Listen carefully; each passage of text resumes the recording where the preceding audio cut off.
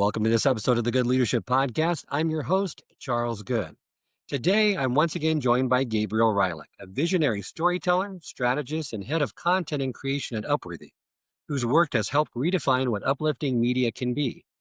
This episode is the second part of my conversation with Gabe, where we go even deeper and challenge one of today's biggest misconceptions, that kindness is somehow weak or superficial in the digital age.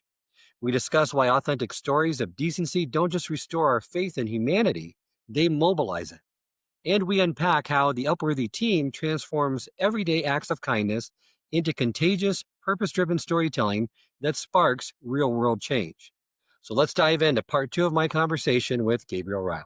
Welcome to the Good Leadership Podcast, where we explore the stories, strategies, and insights of thought leaders who inspire us to think differently and lead better. Through candid conversations and expert perspectives, we dive into the challenges, breakthroughs, and practical lessons that shape exceptional leadership. Let's talk about how Good People seeks to combat the mean world syndrome. And the book addresses this, caused by exposure to negative news. How do you hope these positive narratives help leaders and readers shift their worldview?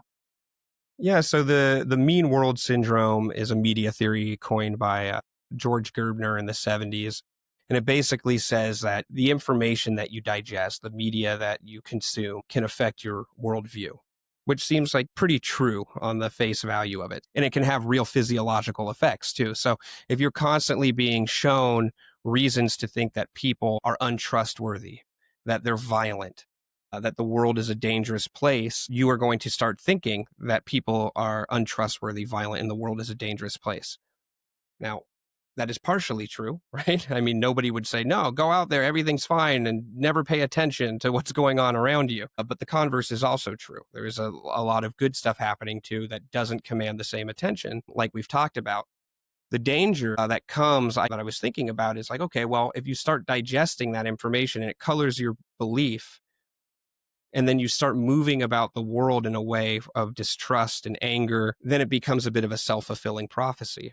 The more people who start moving around like that, the more people who see enemies everywhere, the more enemies they're going to be, because they're going to start moving around the world in that way. We see that happening among people where they see danger at every corner, versus the alternative, which of course needs to be balanced with being pragmatic and real, which is saying, okay, I want to be conscious about digesting an alternative proof points about people, that there are good things happening among individuals, between individuals, in big ways and in small.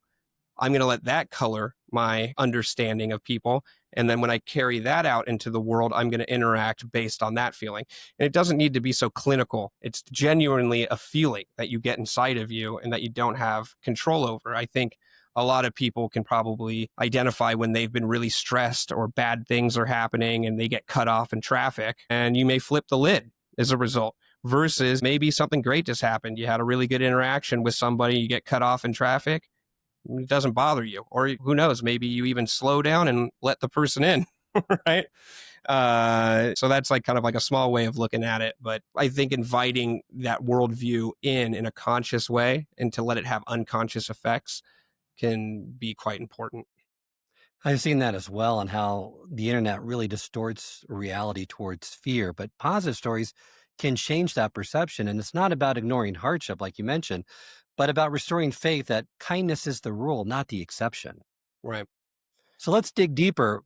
What was it like collecting these stories? Because you conducted hundreds of interviews after reading thousands of responses. Talk to us about the process and maybe share what was the most emotional or unexpected revelation from those conversations. The process it was a long one, right? You know, we would ask a question, tell us about a moment of kindness you experienced from a stranger. Who's that teacher you had that changed your life? What's a small thing that somebody did that restored your faith in humanity a bit? And we would get thousands of responses, and we poured through every single one of them, looking for a story that left us wanting to hear more. Because, you know, what we didn't want to do was to make a book that was a collection of Instagram comments. We wanted to use it as a way to learn about people and to give them the opportunity to share their lived experiences. And so when we did that, we would then reach out to people, tell them what we were working towards, asked if they wanted to be a part of it.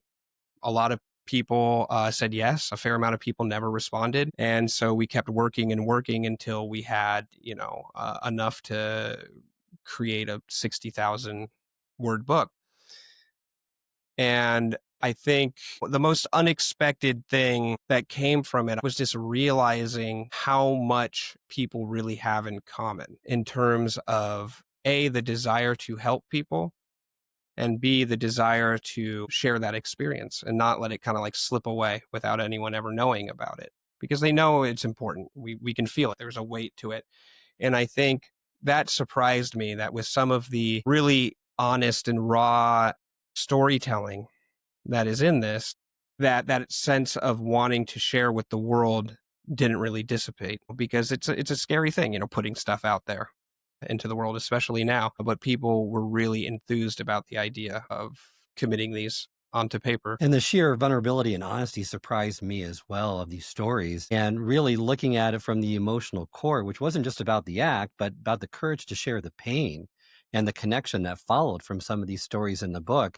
Was there a particular story that really connected well with you, or resonated the most with you in the book? There are certain ones that really stick out, but what sticks out the most is the collective, how the individual parts have created a more profound whole. The entire experience of going through this and having it as a resource, because there's like a resonance of being exposed to this belief, whenever you pick up the book, whenever you open to any random page, that this notion there is goodness and human connection and love in the world has a lasting effect and a compounding effect. So I would say the sum is greater than its parts, which is another thing that was a little unexpected to me, and that I'm glad that it is.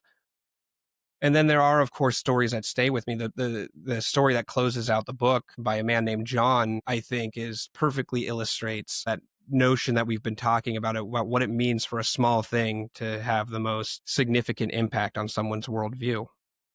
And it's the story of a guy who was in the military, and he was traveling back to his base after visiting home on a long road trip, and a chance encounter with a guy at a cafe, and a short interaction led him down a road, quite literally, that gave him a different way of looking at his life and his place in it, and helped him navigate some incredibly difficult things in the future. And he could go back to this as a well of support, and it started from such an unexpected place. And so that's a story that really sticks with me.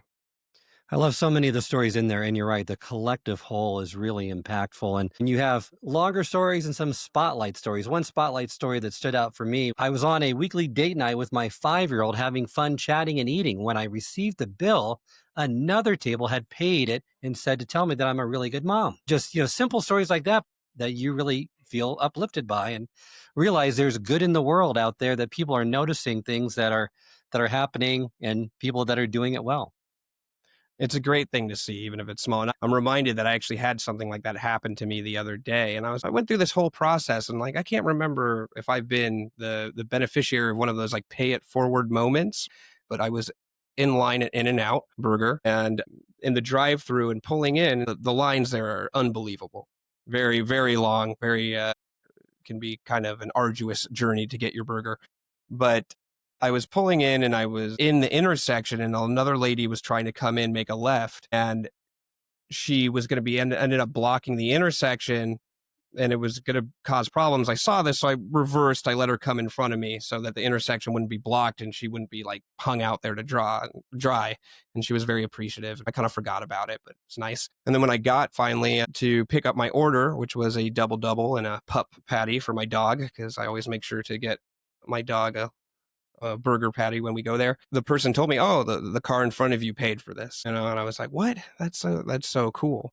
And then I felt bad though, because I was so like blown away by it. I was, wait, I should pay for the meal. By the time I was driving away, I should pay for the meal behind mine. I've broken the chain at once, but it was still a wonderful thing to see. No, that's great. And I've had opportunities like that as well. The only time I've kind of paused briefly, but I did the right thing, was when I got my order paid for in the Starbucks line. I came up and they said, well, someone else paid for yours. Do you want to pay it forward? It turned out to be a party of 7, and it was like $40 bill. And okay, it's testing my resolve here, but you know what? I'm doing it anyway, and hopefully they have a better day as a result. And the other one that really stood out was this employee of a dentist's office. It was an awful work environment. She really should have left a lot sooner, but this chance encounter with someone at Costco, in the Costco parking lot. that I guess she had a parking lot, or she had a basket full of groceries that they all spilled. She helped her pick those up. And it stated in the book, if I hadn't encountered a kindness that threw the dentist's cruelty into stark relief, I would have stayed in that office for another 30 years too, but I didn't. And I have her to thank for that. So once again, small act of kindness that had long lasting impact that really made a difference. Yeah, I mean, it's just proof point after proof point that these have real effects on people and real lasting impact.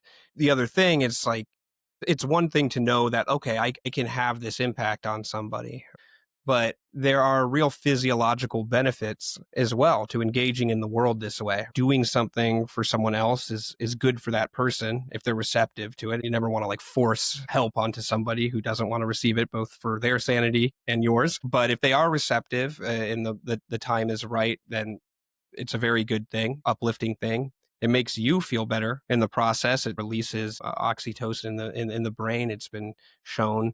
These are things that have been studied by UCLA neuroscientists that show the effect of doing good.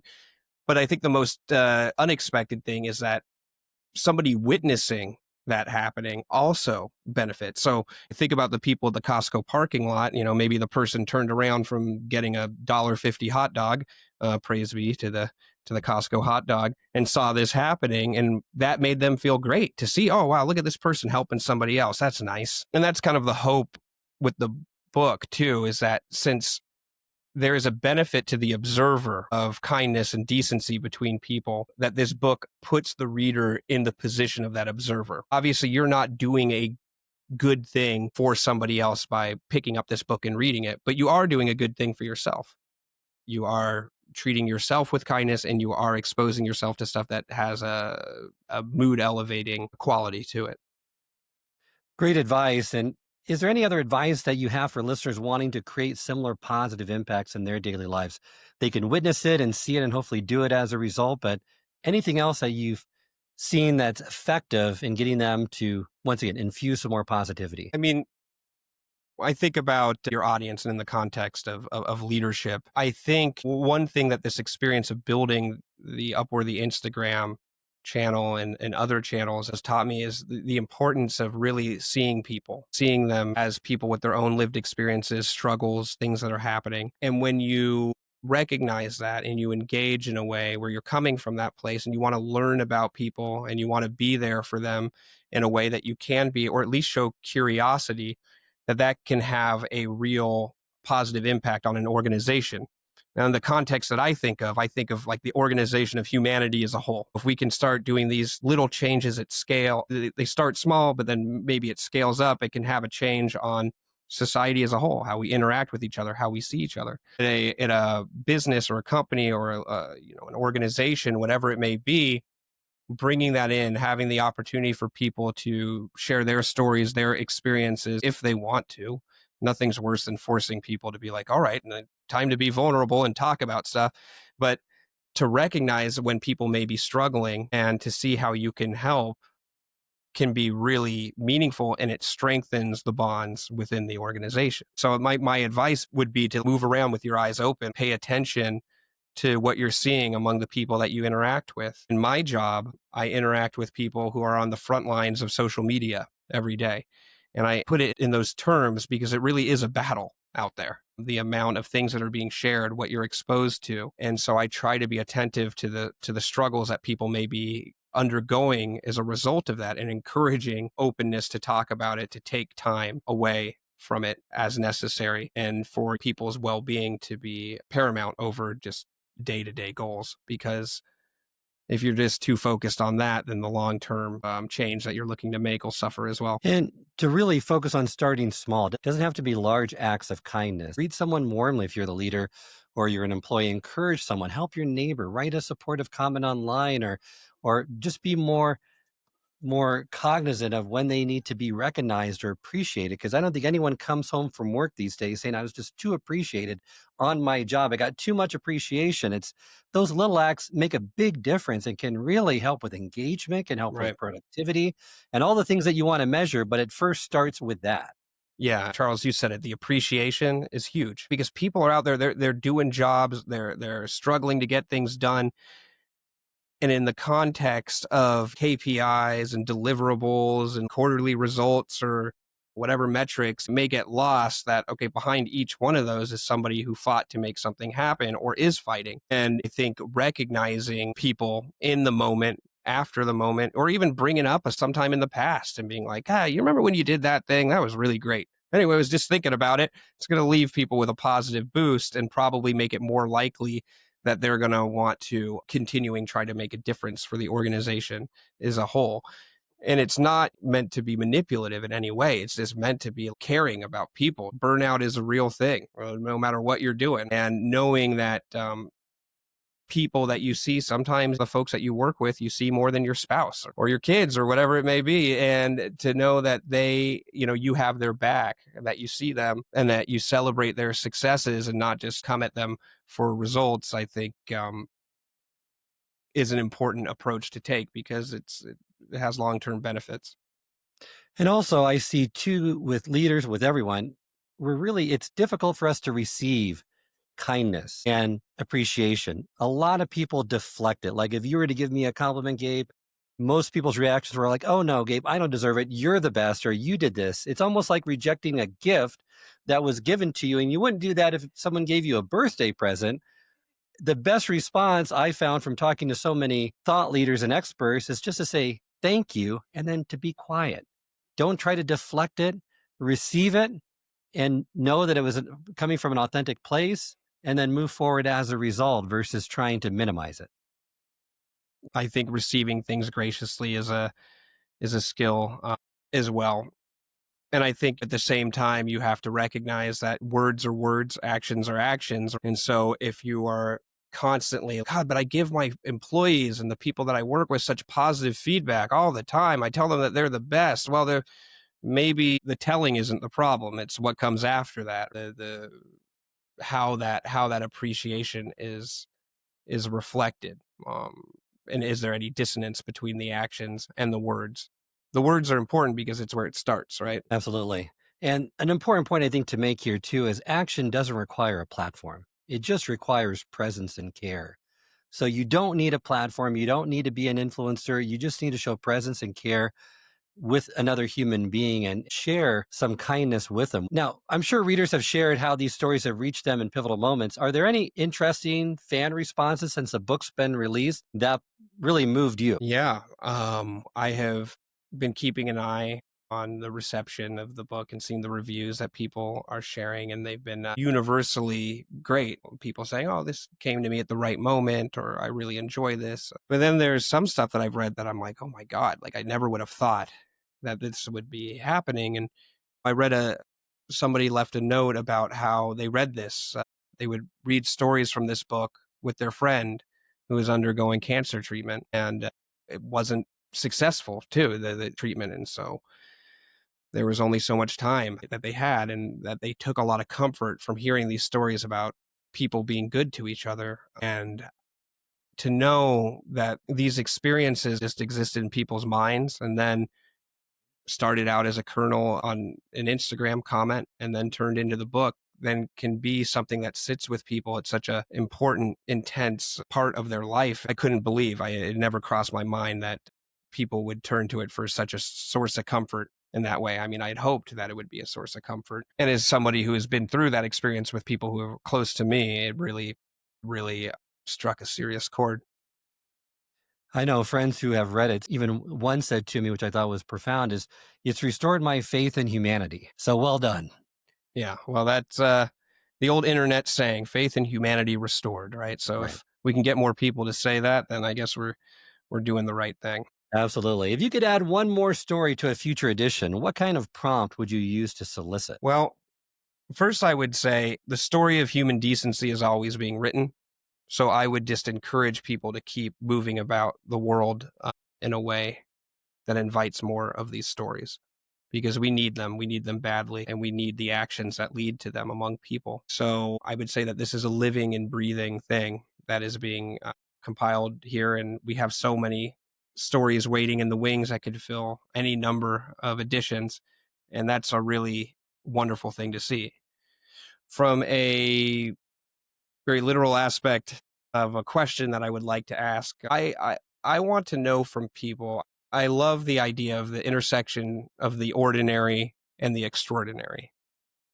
And I think that one of the things I'm fascinated by is when people own something that seems really innocuous, that you would never think had meaning to them, but it means the world to them. What is that thing that you have in your possession that means the world to you, but no one would ever know? You're not going to be like, Rolex watch. You're going to be like, this rock I found on a beach with my dad when I was a kid, and go on from there. Or here is a note that somebody left me once, or whatever it may be. And so I think we all have those things surrounding us that have been imbued with special meaning because of the history and story behind it. And I would love to learn more about them. That's a great prompt. I'd like to know the answer to that as well. You got one? I don't mean to put you on the spot. No, it's a great question, and I thinking back, there's a few things from distant relatives that I have received, and one of them is just a plain compass. But at the time of my life, it was given to me, was a pivotal moment in my upbringing, and it really meant a lot to me, and it gave me a direction to follow, and how the story was set by this individual that you always want to go toward true north, and this will always lead you there. And it just really connected well. But people looking at it be like, okay, this is just a old, probably broken now compass. What's its significance and why do you still keep it? And the story and the person that gave it to me made the difference and really made it impactful for me. Beautiful. If you could envision Upworthy's impact in the next decade, what bold goals would you prioritize? Another great question, Charles. I would love for Upworthy to be put out of business. I would like for there not to be a need to have reinforcement of the notion that people are good, because it becomes so obvious that we're good to each other. And like, I realize that that's a bit of a pipe dream, but if there were some grand aspirational goal out there, it would be to be like, there's no longer a need for this because it has become so intrinsic to the way that we view the world. And we see it in action so much that the kind of Upworthy sensibility is just how so many people are interacting with each other, despite their differences, despite whatever it may be. So that would be nice. In a kind of more realistic way, I would love to figure out, and I'm focused on how to take this sensibility offline. We're in a time where people are desperate for comfort, for connection in a way that feels real. It's very much needed. And to think about how to take that feeling that people have gotten on our website and our socials and now on the book, and how to bring that even more into the real world and into a shared experience. So if 10 years from now, it was a common thing that there was a kind of way to connect with people in the real world on a small person to person scale, I would consider that a huge success. Let's move it to the present day. What's one small action that could start building that today for the people listening to this podcast? Pay attention to the impulse that you have inside of you to do good and to be there for someone. I think a lot of times we have that kind of like gnawing sense, like I should really give that person a call, or I should maybe check in on so-and-so, or maybe you're walking down the street and you may have the impulse to see, does that person, what's going on there? Should I ask if they need some help? Follow through on it. That doesn't mean forcing your desire to help people. If you ask somebody and they're like, I'm good, that's fine. If you call a friend, they think it's like, hey, why are you calling? You're like, I just wanted to say hi. Nothing comes from it. That's also fine. But it starts from a place where you follow through on that. I think we all have it in us, that kernel to like be there for people, to check in on them. And starting from that, following through on that feeling is a great place to start. And, it requires just taking a little bit of time to check in with yourself and to be, what should I do? And I would say when you do give someone a call and have a conversation with them, it's worth 10,000 memes shared through DMs. It hits different. And I think a lot of times, especially now, we think that we're having a shared experience and we think that we're there with each other because, we shared this funny reel we saw or this funny thing, but it's different than just taking a little bit of an extra step to check in, a way that requires a little bit more of an effort, taking yourself out of the comfort zone of DMs and into the world of phone calls. You are absolutely right. You really value that more than ever because we've been relegated to DMs, to memes, to texts, when really picking up the phone or making a visit to someone makes a huge impact. who knows what it'll lead to? And it's just a longer lasting feeling too. When you share a funny thing on the internet, it's awesome. It's great. It creates a connection, but it dissipates really fast. Kind of like how watching a 30-second video was going to stay with you not as long as watching a 90-minute movie that has a significant message behind it. You're going to sit on it. You're going to ruminate with it. The same goes with interactions between people. Fleeting interactions, I think you sit with them for less amount of time than if you were to actually spend time with somebody and face to face. Well, thank you so much, Gabe, for joining me today and for sharing your insights and proving that even a single story can inspire real change. Remind our listeners how they get in contact with you and learn more about your work and purchase your best-selling book. You can find Upworthy on all social platforms at Upworthy, and you can visit upworthy.com and see our stories, sign up for the newsletter, get them into your mailbox if you don't want to have to visit a website. And the book is called Good People, Stories from the Best of Humanity, and it's available at all major retailers, online and off. Thank you, Gabe, once again for joining me. And thank all of you for listening. And let's continue amplifying the good in our circles. If you have a story to share, Upworthy and I would love to hear from you. Until next time, though, keep seeking and sharing the best of humanity. I hope this episode has provided you with valuable insights. If it has, I ask you to share it with someone who would also benefit from it. If you've been enjoying and gaining knowledge from this podcast, then subscribe to our YouTube channel where you can find all the previous episodes of the podcast and additional learning resources.